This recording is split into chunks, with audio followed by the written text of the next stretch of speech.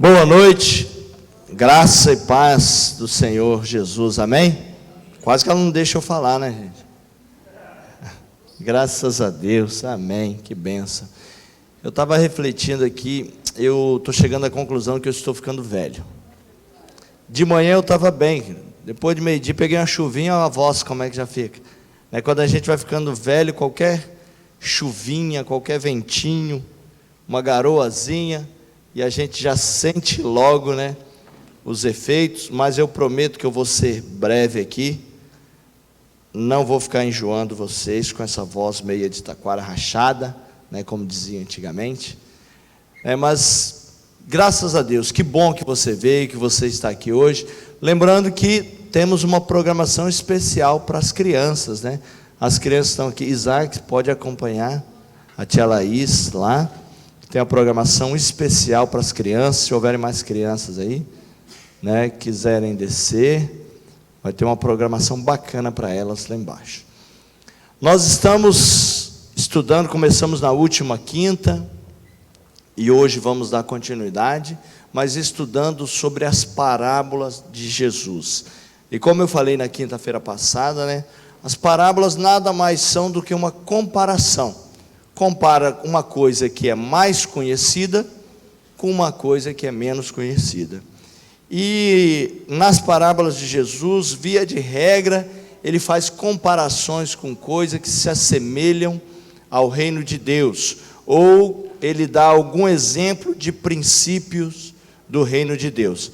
Semana passada estudamos Mateus capítulo 13, onde vimos a parábola do tesouro escondido, o homem que acha um tesouro escondido no campo. E hoje nós vamos continuar, logo em seguida daquele capítulo 13, dos versos 45 e 46. Nós estudamos na quinta-feira passada o verso 44, que era a parábola do tesouro escondido. E nós vamos estudar hoje os versos 45 e 46, que é a parábola da pérola.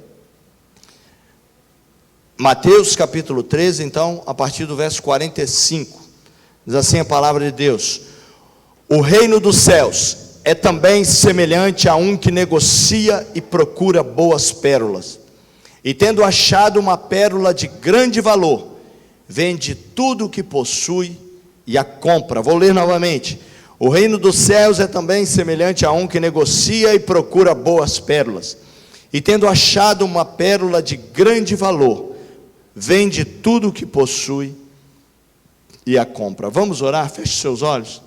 Pai, no nome de Jesus, nós clamamos nessa hora o Teu Santo Espírito, inspirador dessas escrituras, a falar aos nossos corações nessa noite. É bem certo, Deus, que de mim mesmo eu tenho nada a oferecer, mas nós clamamos agora a graça do Senhor sobre nós. Fala, Deus, conosco, que cada um, Pai, possa ser surpreendido nas suas expectativas nessa noite. Cada um de nós vem aqui por algum motivo, na expectativa de alguma coisa, de ouvir algo do Senhor, que algo aconteça de diferente na nossa vida, na nossa história, Pai. Nós clamamos que o Senhor nos surpreenda, faz para além do que imaginamos, para além do que pensamos, Pai, os pedidos, o desejo de cada coração aqui, que o Senhor venha, Deus, de uma forma sobrenatural, nos surpreender nessa noite, no nome de Jesus, amém e amém. Parábola bem conhecida, eu sou apaixonado por essa parábola das pérolas, nem sei explicar porquê, mas de alguma forma, ela atinge em cheio o meu coração, quando Jesus compara o reino dos céus a alguém que procura e negocia boas pérolas, e de repente ele encontra aquela pérola extremamente valiosa, e diz o texto que ele vende tudo o que possui e a compra. É bem interessante o verso anterior, o verso 44, que fala da parábola do tesouro escondido, diz que o homem, de repente, ao acaso, encontra um tesouro escondido num campo, e ele enterra novamente o tesouro, vende tudo que possui e compra aquele campo, né? Aqui nós vemos algo diferente, um homem que já negocia, ele já procura coisas preciosas, coisas valiosas, coisas que são importantes, e isso já me chama a atenção. A primeira verdade acerca dessas parábolas, ou talvez o primeiro princípio acerca do reino dos céus, é que no reino dos céus que nós encontramos pessoas dos mais diferentes tipos, né? E essas duas parábolas ilustram isso. A do tesouro escondido fala que alguém por acaso encontrou, né, esse tesouro, e a da pérola fala não, que era alguém que já procurava. Então eu percebo que no reino de Deus, no reino dos céus, nós vamos encontrar as pessoas de mais diversos tipos. Nós vamos encontrar um apóstolo Paulo, aquele que você fala, ele perseguiu a igreja, mas ele perseguia achando que estava fazendo certo, né? Um judeu zeloso pelos princípios do judaísmo, por isso, né, perseguia a igreja, profundo conhecedor das escrituras, da Torá. Mas a gente encontra também o ladrão da cruz, que viveu sua vida, né, das formas mais distantes de Deus possíveis, mas que num momento ele tem um encontro com esse Jesus, lá no seu momento final na cruz. O reino dos céus é formado por Abraão, né, que as escrituras falam que é o pai da fé, mas é formado também por Zaqueu, aquele cobrador de impostos que extorquia, e de repente tem um encontro com Jesus, onde Jesus fala, olha Zaqueu, eu vou jantar na sua casa hoje, chama a vizinhança que eu vou jantar lá, né, bota mais água no feijão. E lá no meio do jantar, a conversa acontecendo, Zaqueu se levanta e fala, olha Senhor, eu resolvo dar metade do que eu tenho aos pobres, e se alguma vez eu cobrei algo que não devia, né, se eu recebi um pichuleco, como é que é pichuleco mesmo, né? As operações aí dos pichulecos, se eu recebi uma propina, eu vou restituir 4 vezes mais. O reino dos céus é formado por Maria, mãe de Jesus, que aceitou, né, o desafio de ser mãe daquele que seria o Salvador, mas é feito também por Raabe, a prostituta, que deu guarita aos espias e entrou na genealogia de Jesus. Então essas parábolas acerca do reino mostram, primeiro, que as pessoas mais diversas, nós fazemos parte do reino dos céus. Não há ninguém igual ao outro, sabe? Não há ninguém melhor do que o outro. Todos nós temos as nossas mazelas, as nossas dificuldades, os nossos desafios. Não fosse a graça de Deus, né, não sei o que seria de nós.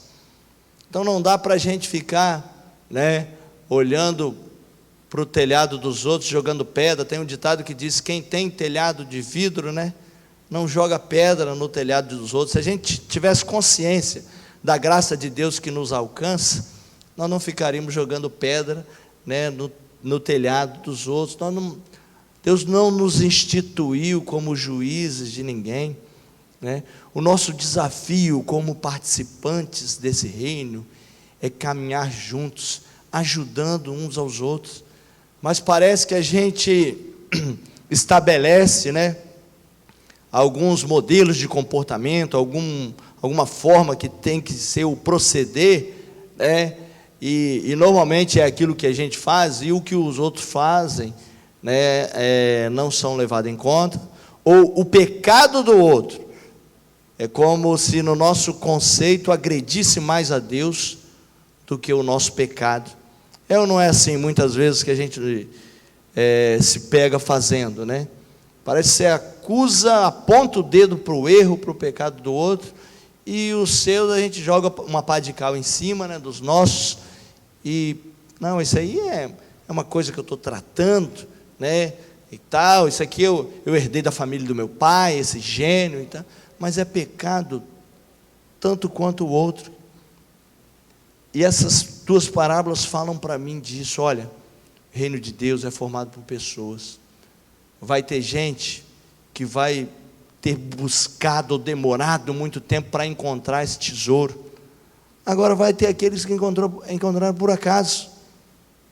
Sabe, me lembra a parábola dos trabalhadores da vinha, onde Jesus conta essa parábola também, do reino dos céus é semelhante a um homem que tem uma vinha, e ele sai de madrugada, arrebanhando trabalhadores, né, e combina o salário do trabalhador, e depois ele sai, algumas horas depois, e traz o trabalhador, e combina o mesmo salário, e chega para o último grupo, que chega a poucas horas, trabalha 1 hora, ou pouco mais que isso, e combina o mesmo salário, e ele vai fazer o pagamento, paga primeiro aqueles que chegaram por último, né, e paga o valor combinado, 1 denário. Aí aqueles que foram contratados primeiro, falam, pô, velho, se ele pagou 1 denário, para essa galera que chegou agora, nós que estamos desde madrugada aí, veja, nós vamos receber pelo menos 10, e na hora de pagar, recebem o quê? 1 denário, e aí eles ficam indignados com o senhor da vinha, fala, peraí, mas nós não estamos aqui há mais tempo, trabalhando e tal, e Jesus fala que o senhor daquela vinha, naquela parábola, diz, olha, mas o que foi combinado com vocês? Não foi esse salário? O que importa se eu paguei aquele que começou primeiro, ou aquele que começou por último, né? O que importa se nós vamos levar a vida toda na caminhada com Jesus, ou se aquele ladrão que no último instante da sua vida aceitou, vai morar no mesmo paraíso que nós, né? Ou nós é que vamos morar no mesmo paraíso que ele, né? Que ele já está lá. Às vezes a gente fica falando isso, olha, né? Fulano estava aí, a vida torta, agora converteu, está achando o quê? Está achando o quê, meu irmão? Vai para o mesmo paraíso que a gente. E é isso, essa que é a parábola dos trabalhadores da vinha ilustra, né? O reino de Deus é formado por essa diversidade, não só de pessoas, mas também de atitude, né? Um outro princípio que é importante aqui, é a própria importância de nos entendermos como participantes desse reino, né? É algo que eu busco, as 2 parábolas falam disso, do homem buscou, encontrou, vendeu tudo que possuía para ter, né? O outro não buscava, mas encontrou também, e aí ele vende tudo que ele possuía e compra, e a gente percebe a importância, investiram tudo o que tinham. Quando nós encontramos com o reino de Deus, é algo assim fabuloso, e aí as coisas passam a ter menos importância.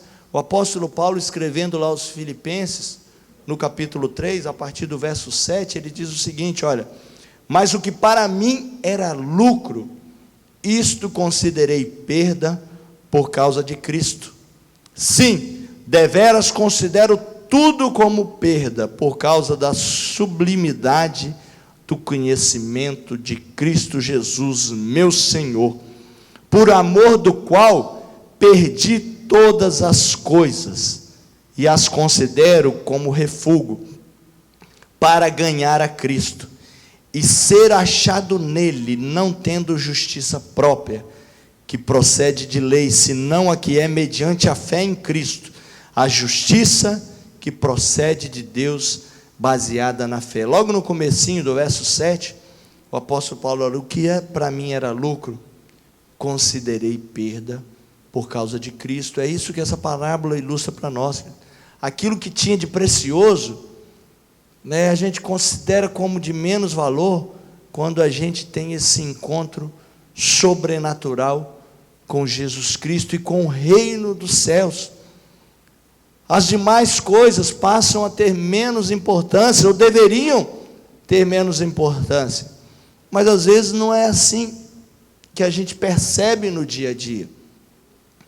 Parece que as pessoas encontram esse reino de Deus, ficam muito felizes, muito bacana, mas depois, né, o fardo parece que vai ficando pesado demais, ou o desafio dessa caminhada é pesado demais, e as pessoas vão criando raízes aqui nessa terra, e só fazer parte do reino de Deus já não é mais tão importante, né? E às vezes a gente vê as pessoas até distorcendo o Evangelho de Jesus Cristo, como se servir a Jesus Cristo fosse ajuntar tesouros aqui nessa terra. E é exatamente o contrário disso que o Evangelho de Jesus fala. A gente olhar é para o céu, meu irmão. Nós estamos aqui nessa terra, mas tudo é temporário. As riquezas que você adquire aqui, que não é pecado nenhum, é temporário. O sofrimento pelo qual a gente passa aqui é temporário. Os relacionamentos que fazemos aqui é temporário. Tudo é temporário. Tudo é passageiro. E a devida importância que nós tínhamos que dar como participantes do reino dos céus, parece que é considerada como um segundo plano. Sabe, só a graça da salvação já não é mais importante, né? Tem que ter outros benefícios. E aquilo que a gente vem falando sempre é que Deus acaba se tornando um empregado da gente. Tem que resolver nossos problemas. Aquele secretário que você liga e fala, ó, paga essas contas aí. Agora, ó, resolve o problema da saúde aí e tal. E vai indo, e vai indo, e vai indo. Mas essa parábola que nós lemos mostra de alguém que encontrou algo extremamente precioso. E fala que era alguém que negociava boas pérolas, né? Como nós, no nosso dia a dia, nós buscamos coisas boas para nós, para nossos filhos, para a família, como todos, não tem problema. Mas fala que encontra uma pérola de grande valor. E qual é essa pérola de grande valor? O reino de Deus.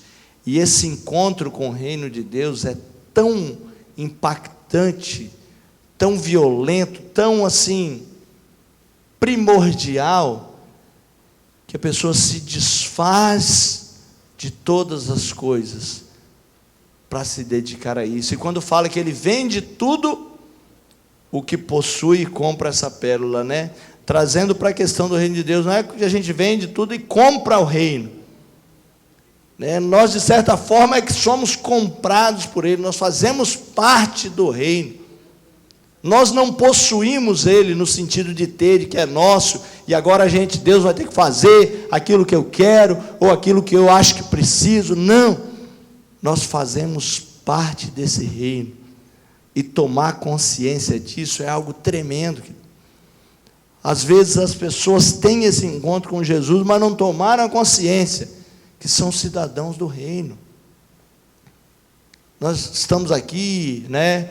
É claro que a gente busca viver da melhor forma possível, com conforto, não tem problema isso. O problema é quando a gente para de olhar ao redor, né? Para de preocupar com o outro, né? E preocupa somente conosco, com as nossas mazelas, com as nossas dificuldades, os nossos problemas, né? Quantas e quantas pessoas a gente encontra nessa caminhada e fala, mas é muito difícil. É difícil sim, meu irmão. É difícil, e é difícil para todo mundo. Viver é difícil. Foi fácil para Jesus? Não foi. Foi fácil para os discípulos? Também não foi. Foi fácil para Abraão, o pai Davi? Também não foi. Não é fácil para ninguém. É difícil. Quando alguém então falar para você, mas está difícil, você fala, então você está no caminho certo. Porque é difícil. Viver é difícil. E aceitarmos a Cristo não torna a vida mais fácil, não, meu irmão. Continuamos vivendo as dificuldades, né? Fica mais fácil é saber que Ele cuida de nós. Isso sim, e quando passar por todos esses desafios dessa vida, nós vamos desfrutar de uma eternidade com Ele. Isso é que ameniza a nossa caminhada por essa vida, mas que é desafiador e é difícil, mas ameniza o nosso deserto quando a gente para e relaxa e sabe que todo mundo está conosco nesse deserto, né? E a gente começa a olhar para o lado e não se preocupar só com o nosso problema e ajudar o outro que está passando a dificuldade. Essa semana nós tivemos com um grupo de professores aí, de judô e tal, e eles estão empenhados em desenvolver um projeto social, já estão desenvolvendo um projeto social, para através do esporte, né, alcançar crianças, jovens, que estão, às vezes, marginalizados, sem oportunidades, ou que não entenderam que pode escrever uma história diferente, né? E eu conversava com o pastor Sam, eu falava, olha, os caras estão vivendo princípios do reino de Deus e nem se deram conta disso. Nem se deram conta disso, que o reino dos céus é isso, querido. É a gente fazer para o outro, não precisava, um cara é médico, outro é não sei o que e tal, e não se deram conta disso, sabe, porque acham o quê? E aí uma parte de culpa é nossa, acha que viver o evangelho de Jesus Cristo é a gente botar um terno ou uma gravata, é a roupa que a gente veste, é a forma de falar, né? É você ter um compromisso semanal numa igreja. Essas coisas são legais, algumas até são válidas, mas não é isso que é a essência do reino dos céus. Às vezes tem gente se contentando em fazer parte de uma igreja somente, mas não está vivendo os princípios do reino. Enquanto tem gente lá fora, a Bíblia fala que ia chegar um tempo que as pedras iam clamar, né? As pedras estão clamando, nós, a igreja, não estamos clamando, e as pedras estão clamando. Tem gente vivendo mais os princípios do reino de Deus do que nós. Isso é envergonhador para qualquer um de nós, qualquer cristão. Pessoas que não têm compromisso nenhum com Cristo, vivendo os princípios do reino dos céus, e nós que devíamos estar na vanguarda disso, nós estamos ficando para trás. Sabe por quê? Estamos muito preocupados com o que eu vou ganhar em fazer parte do reino, o que Deus vai me dar. Eu vou no culto de quinta-feira, tem pouquinha gente, eu vou, então acho que eu vou ser mais abençoado, né? Os meus problemas vão se resolver. Não é assim não, Deus não está querendo trocar, né? A gente vem, eu pelo menos venho aqui, né, para que Deus me dê algo, não. É por necessitar desesperadamente de Deus, da presença dEle, do ouvir falar, de reunir em comunidade, ouvir Deus falando conosco. É por isso. Eu não venho achando que chegar em casa vai ter um presente, porque eu vim, eu sou bonzinho, e Ele vai gostar. Não. É principalmente por eu entender que eu não sou bom é coisa nenhuma, né, que eu não valho nada, que eu preciso mais e mais dEle. É por isso que eu venho. Por entender que eu preciso dEle. Que eu preciso mais dEle. Não é Ele que precisa de mim, né? Tem gente que vem para a igreja achando assim, não, eu vou quebrar o galho de Deus, vou lá na igreja, né, que ele está sozinho lá na igreja, tá? Eu vou lá, a gente fica um pouquinho lá com ele, canta umas canções para ele, né? Lê alguma coisa que ele escreveu para nós, ele vai ficar feliz, aí eu vou embora, ele vai fazer tudo que eu quero. Não, querido. Sabe quem fica feliz quando vem? Sou eu, porque sinto ele mais próximo.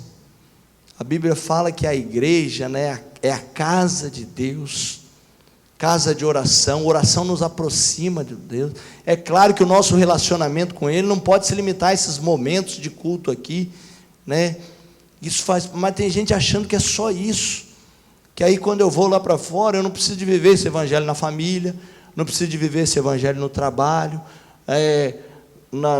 nas interações sociais que eu faço. Precisa sim.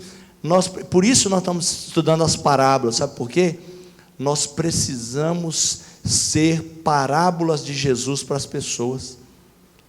Tem gente que dificilmente vai vir a uma igreja, que dificilmente vai pegar a Bíblia para ler. Aí sabe o que acontece? Nós vamos ser a Bíblia que eles vão ler, mas precisa de vivermos esses princípios no nosso dia a dia. Viver esse princípio dessa parábola. Poxa, Beto é tão apaixonado por esse reino de Deus, né? Pô, parece que ele vendeu tudo que ele possuía e mergulhou de cabeça. Aí a pessoa não vai ler a parábola lá no Mateus, mas vai ver na vida do Beto e fala, pô, e Deus fala através disso. E as pessoas vão ser alcançadas. Isso é o que a Bíblia chama de testemunho, de bom dar testemunho, né? De dar bom testemunho. Testemunho é você vir para frente e falar e tal, né? Mas é você viver esses princípios. E o nosso desafio é esse, meu irmão. nós vivermos esses princípios de Deus. E Deus vai nos abençoando, vai. É claro que vai, não estou falando que não tem bênção de Deus, tem bênção de Deus.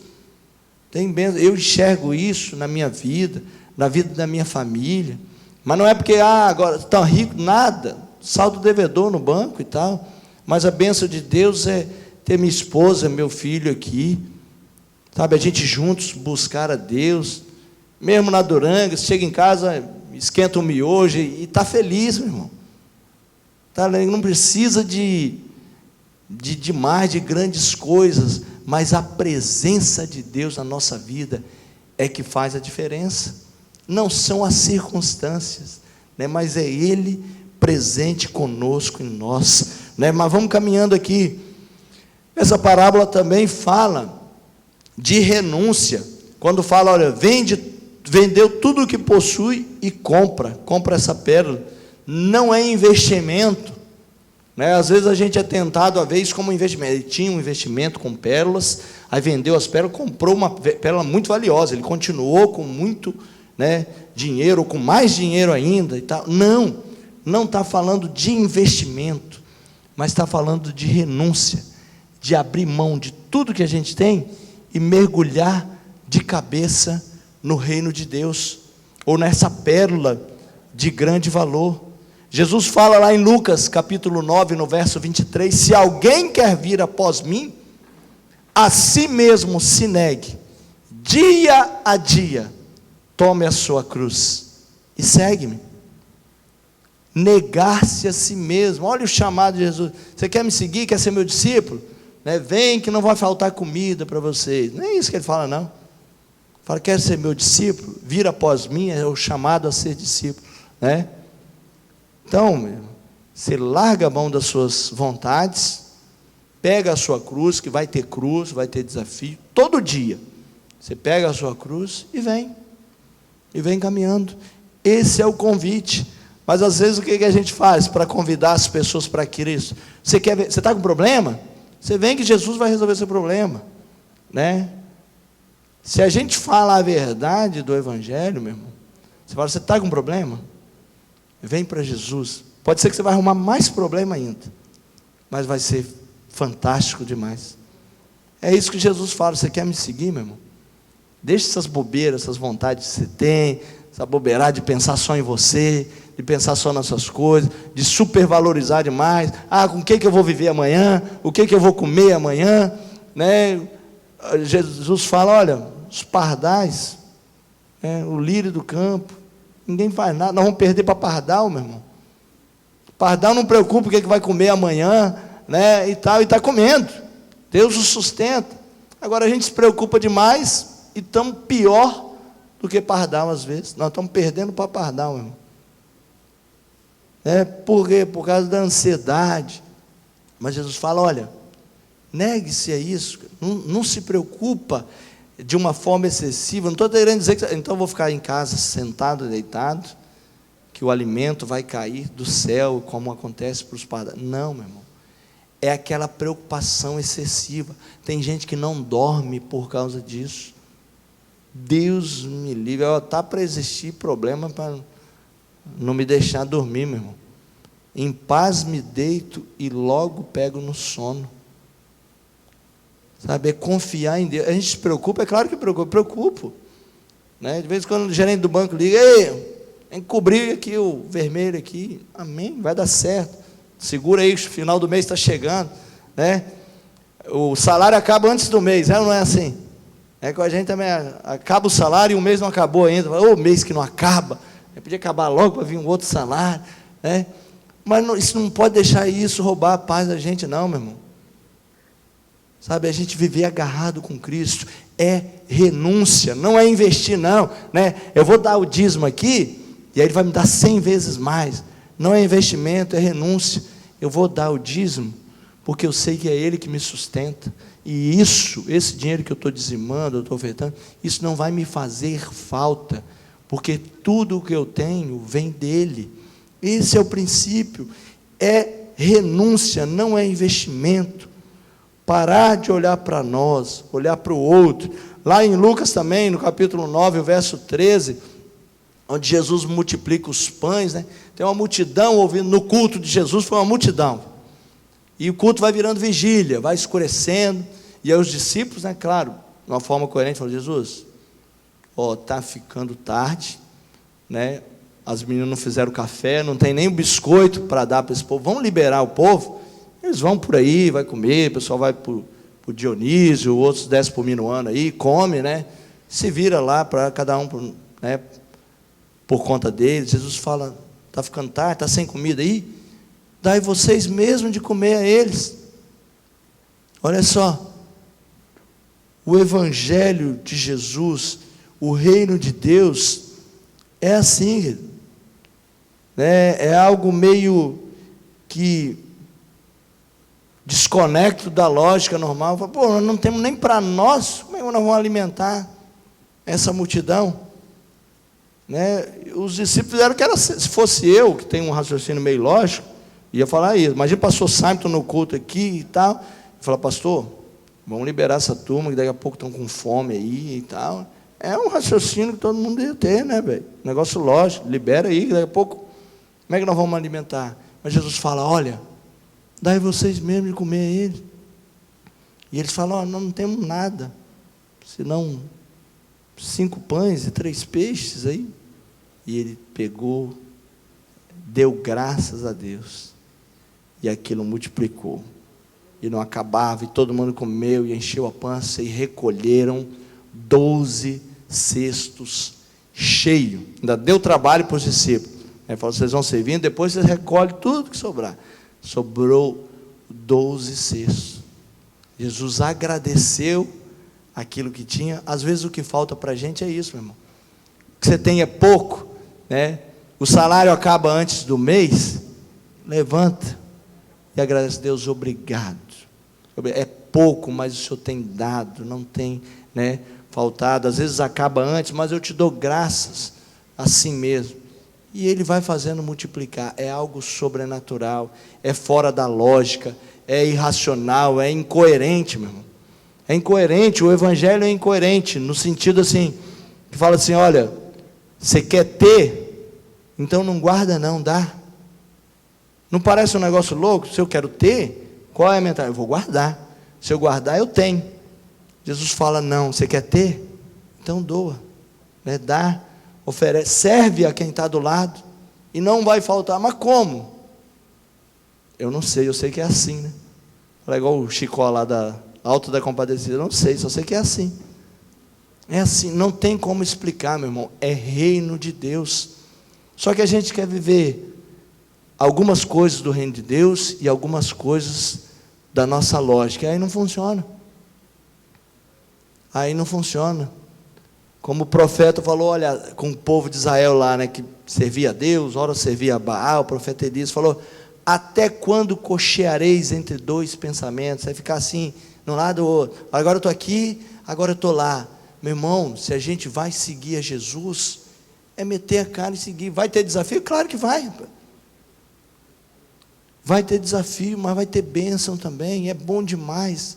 É bom demais ter paz em meio o caos acontecendo ao nosso redor. E só dá para ser assim com Cristo.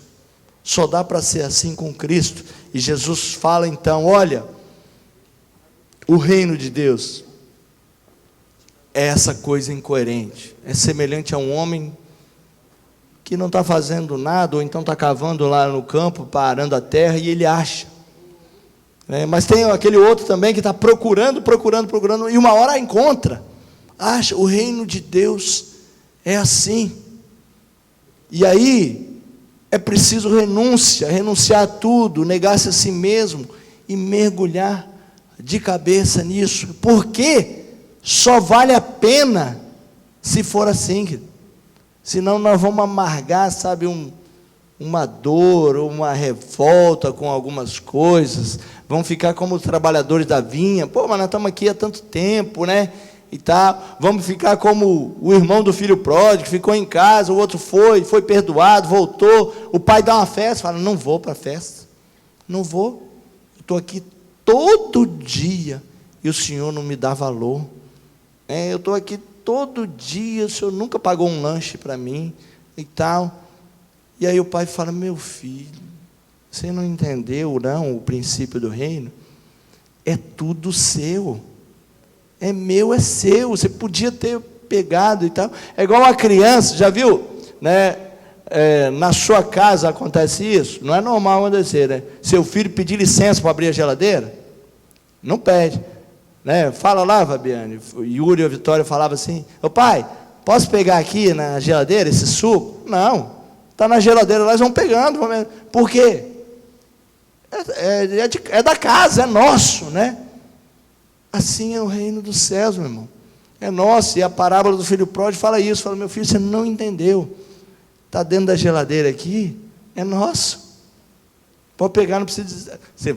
Quando você vai na casa dos outros, sim, que você pede licença, posso pegar água, até pegar água, né? Dá licença, um copo d'água e tal. Mas dentro de casa é nosso, meu irmão. Às vezes a gente não está desfrutando do prazer de servir a Cristo, de ser participantes, ser cidadãos desse reino, porque a gente está achando que nós estamos na casa dos outros, aí precisa de pedir licença para tudo. Não, querido, vamos usufruir, desfrutar desse reino. É nosso. Está dentro da geladeira, você pode abrir a geladeira. Beto pede licença lá para abrir a geladeira? Falo: não pede. É dentro da casa. Não precisa de botar nome, né? Casa, e principalmente casas que tem poucos filhos, casas que tem muito filho, né? Tem que escrever nome. Eu lembro, eu e Célia, logo que casamos, né? Célia tem 5 irmãos, homem mais uma irmã. Então, eles são em 7 filhos na casa dela. Lá em casa, sou só eu de homem, tem mais 3 irmãs. Quando a gente casou, aquela coisa, né, casadinho de novo, faz um monte de sobremesa, um negocinho, fazia um pudim, aí você falava: come aí o pudim. Eu falei: não quero comer agora não, depois eu vou comer. Eu falei: não, mas come. Eu falei: sério, você não está na sua casa não. Não vai entrar seus irmãos aqui, vão comer o pudim não. Sei que se não comer hoje, tem para amanhã, né? Tem para depois. Porque era acostumado naquela hora, se não comer. E tinha o irmão mais novo dela, né? Por acaso era uma Eoda, 1,92 m, o caçula. Você vê, 5 cunhados eu enfrentei, meu irmão. Não é fácil, não. Ele era o cara assim, que é o limpa-trilho, né? Limpa-geladeira, que a gente fala. Ele falava assim: não, come aí que o Marcelo está chegando. Depois que o Marcelo chega, meu irmão, já era, não vai sobrar nada, vai estourou uma bomba, né? É só destroços, né? Então ela foi criada nisso e achava que tinha que comer. Eu falei: calma, Célia, a parada mudou, né? Ninguém vai invadir a casa, vai comer. Agora a gente pode desfrutar com calma. Se não comer hoje, amanhã vai estar lá e você pode comer, né? Assim é o reino dos céus, meu irmão. Nós podemos desfrutar dele, né? Sem achar que vai entrar alguém e assaltar a nossa geladeira, sem precisar ficar pedindo licença para tudo, mas é o que? Desfrutar daquilo que tem na casa. Jesus, quando fala essas parábolas, ele traz para nós os princípios de reino. Então fala: olha, vai ter gente de todo tipo, das mais diversas origens, histórias. Vai ter gente que chegou há mais tempo, vai ter gente que chegou agora, vai ter gente que vai chegar na prorrogação, para entrar para bater os pênaltis só, né? E vai receber a medalha de campeão do mesmo jeito. No futebol é assim, o futebol ilustra bastante o reino dos céus. Às vezes o cara joga o campeonato todo, né? Joga a partida final, né? Primeiro tempo, segundo tempo, a prorrogação. No finalzinho da prorrogação ele é substituído e vai para os pênaltis, né? E aquele cara que entrou no lugar dele vai cobrar o pênalti decisivo e foram campeões com o dele. E vai ganhar a medalha igual, e vai no outro dia no Globo Esporte, vai aparecer o cara fazendo gol, né? Aí se o cara ficar triste, fala: pô, mas eu joguei todas as partidas, joguei a partida final, joguei prorrogação, né? Esse lazarento foi lá e fez o gol do pênalti da vitória, e a fama cai. É assim, meu irmão, o reino dos céus é assim. Todo mundo vai ganhar medalha igual, não importa quem entrou lá no primeiro jogo do campeonato, ou quem entrou só para cobrar o pênalti final. A medalha é a mesma, né? Foge a lógica, envolve renúncia, abrir mão de conceitos, daquilo que achamos que somos melhor que os outros, é renunciar a tudo. né, e mergulhar de cabeça nesse reino. Amém, queridos? Vamos ficar de pé? Vamos cantar uma canção aqui, grupo de louvor, depois o Beto vai estar orando por nós.